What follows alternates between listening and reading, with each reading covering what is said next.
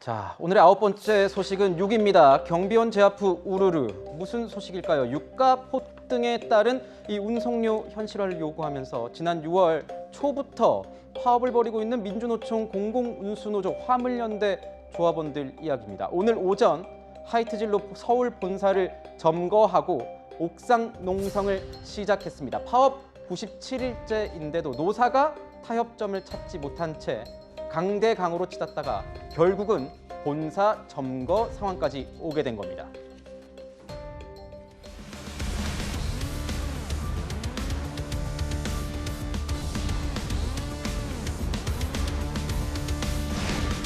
하이트진로는 경찰의 동물영업 동원해서 노동자들을 핍박하였습니다.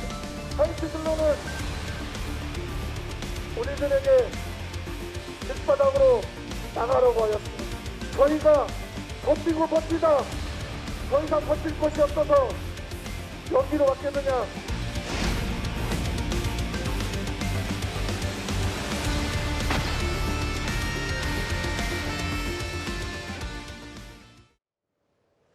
네, 저희가 얘기를 듣는 사이 허주현 변호사님 모셨고요. 자, 최근 하이트진로 공장 3곳을 차례로 막고 시위를 벌여온 화물연대 노조원들이 오늘 오전 6시쯤 기습적으로 건물에 진입했다. 그리고 본사 1층 로비와 옥상을 점거했다.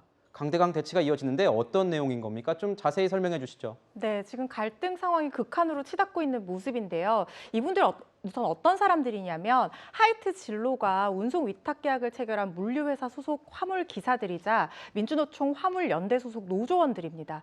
이 사람들이 지금 사측이랑 아까 말씀하신 운송료 인상이라든가 기본적인 휴식권 보장 이런 것들을 이유로 네. 이 수개월째 사측과 갈등을 빚어왔는데요. 네. 이 물류회사의 지분을 하이트진로가 100% 소유를 하고 있다 보니까 결국에는 이 진로 본사 점거 사태까지 이어진 걸로 보입니다. 자. 사건은 오늘 아침에 일어났습니다. 네. 새벽 6시에 노조원들이 하이트 본사 진로 바깥에 왔다 갔다 하니까 본사의 이 직원 중에 경비원이 무슨 일인가 싶어서 한 명이 나가봤다는 거예요. 그 틈을 타서 노조원 한 명이 본사 로비로 들어왔고 지금 바로 저 모습인 것 같은데요. 네. 남아있던 경비원 저렇게 목을 누르고 구석으로 몰아붙이고 이 틈을 타서 나머지 노조원들이 하이트 본사에 들어오게 되는 겁니다. 지금 우르르 들어오는 모습이 보이시죠? 네. 노조원 한 70여 명이 지금 들어와서 1층 로비와 옥상을 점거를 했다고 하는데요. 새벽 6시에 이게 시작이 됐는데 직원들이 출근하는 시간 무렵인 9시쯤에는 로비가 봉쇄가 됐다는 겁니다. 네. 그래서 이 직원들이 출근을 못하고 있는 상황이 이어지다가 경찰들과 협의를 해서 이 직원들은 겨우 출근을 할 수 있었다고 합니다. 지금 화면에서 보시는 것처럼 경비원을 제압한 후에 우르르 몰려 들어오는 노조원들의 모습 저희가 확인할 수 있는데 본사가 점거된 건 처음입니다. 이현정 위원님. 네. 화물연대 노조가 벌인 불법 농성으로 인해서 피해가 좀 상당하다고 하던데요. 그렇죠. 화물연대가 지금 경유값 인상 그다음에 등등 여러 가지 요건을 내걸면서 지금 공장에 대한 출고를 다 지금 봉쇄를 했지 않습니까? 또 출고를 하려는 차들에 대해서 운전기사에 협박을 한다든지 또 차에 대해 테러를 한다든지 이런 식의 하다가 이제 그거에 대해서 이제 손해배상 청구를 하니까 이걸 또 이제 철회해 달라고 지금 본사를 저렇게 한 겁니다. 아무리 노조원들이라고 하지만 대낮에 저렇게 경비원을 멱살 잡고 또 본사를 점거하고 신나를 가지고 지금 옥상에 가 있어요. 어떻게 이런 일이 일어날 수가 있는 거지? 노조원들이 다 하면 다 정당한 겁니까?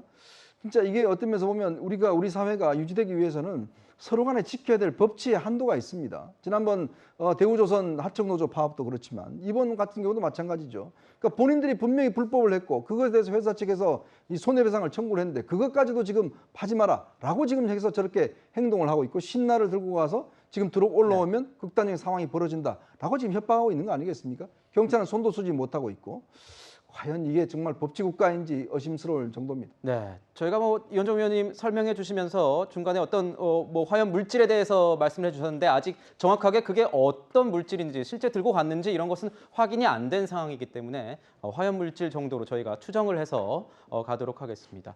자, 이게 보면은 출근길이 이제 막혀서 실제로 어떻게 보면은 물량이 공장에서 나가지 못하는 상황도 처음이라고 하고요.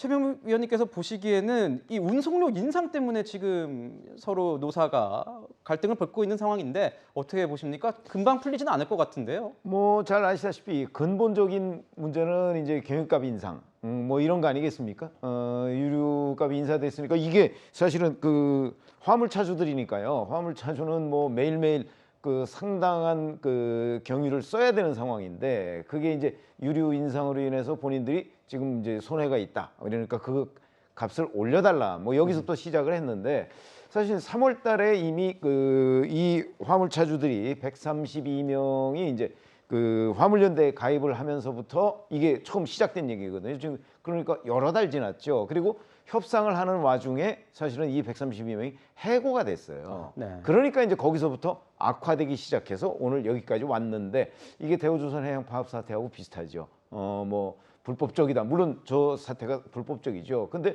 문제는 이제 본인들이 지금 그 만약에 문제가 생길 시에는 뭐 상당히 위험한 상황을 초래할 수 있다고 얘기하는 것도 대우조선해양 그 사태하고 비슷하거든요. 저렇게 되면 결국은 또 이제 정부가 나서라 뭐 이런 얘기가 될 텐데 이게 나서게 되면 또 양쪽에 적당한 정도로 타협하고 또 불법에 대해서 자칫 잘못하면 뭐 좀 완화해주고 제대로 처벌을 못하는 사태가 벌어질 수가 있어요. 그러나 그 지금 하여튼 그 사측과 이런 협상 과정을 지켜봐가면서 지금 뭐 사측에서는 무조건 또 공권력 투입 요청을 하고 있는데 그것도 현실적으로는 어려운 문제고 그러니까 아마 흘러가는 방향이 결국 대우조선 해양 사태 해결책하고 비슷한 과정을 밟지 않을까 이렇게 생각을 하게 됩니다. 대우조선 해양 사태의 어떤 결대로 갈 가능성이 높아 보인다 이렇게 분석해 주셨는데 허지원 변호사님 보시기에는 이렇게 농성을 하는 게 향후 협상 과정에서 노조 측에 뭐 유리하게 작용할 것으로 보시는지 뭐 여론도 그렇고요. 갈등이 지금 상황이 격화되고 있다 보니까 뭐 노조 측이 이렇게 하는 것도 사실 입장이 이해가 가는 측면이 있습니다. 왜냐하면 지금 사측에서 이 화물기사 11명 상대로 업무방해에 손해를 입었다라고 하면서 28억 손해배상 청구를 했고 또 차나 집을 지금 가압류했다고 하거든요. 그러니까 이분들이 사실 11명이 28억을 감당하기 어려운 수준이죠. 그래서 이런 강경한 어떤 방법을 선택한 것에 이해가 가는 측면이 있습니다만은 아무리 논리적인 주장이라고 하더라도요. 불법적인 방법을 통해서 주장을 하게 되면 결국에는 설득력을 잃을 수밖에 없습니다. 그리고 반대로 사측에서도요.